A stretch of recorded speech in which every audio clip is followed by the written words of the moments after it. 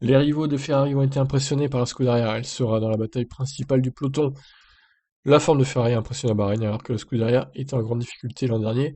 Elle était plutôt discrète lors des essais hivernaux. Chez Williams, on reconnaît les progrès du team italien, mais pas ceux de l'un des clients, As, qui est toujours en fond de grille. Oh, non, mais c'était prévisible, j'ai envie de dire.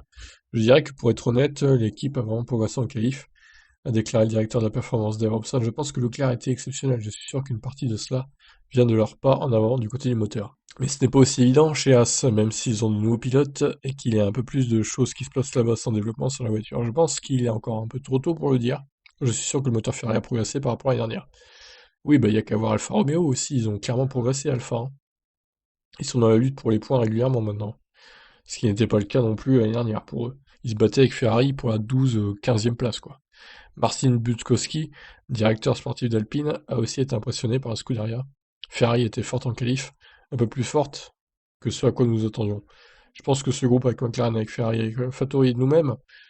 Alors, oui, Alpine, oui, pas Williams, hein, par contre, on est d'accord. Aston Martin et je pense Alfa Romeo est très serré. On dirait que ce sera très serré de la 5e à la 16e place et que ça va changer d'un circuit à l'autre, ou selon les conditions. Bah, c'est ce qu'on attend de voir, hein, un midfield qui peut changer d'un circuit à l'autre, ça pourrait être marrant. Genre un Ferrari qui se retrouve 5e à une course et 12e à une autre. Après, je sais pas, 7e, 15e, ça pourrait être marrant, hein, franchement. Ça mettrait vraiment de l'incertitude dans ce classement constructeur, du moins pour les places d'honneur, si on peut dire. Mais ça peut aussi être très serré entre Mercedes et Red Bull, donc il va y avoir des luttes à plusieurs étages en fait cette saison, j'ai l'impression. Alors en gros, il y aura trois F1, hein. Enfin trois catégories.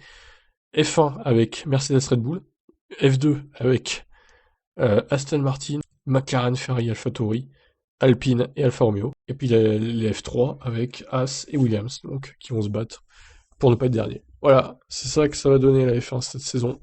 Je vous laisse réagir. Ciao, ciao.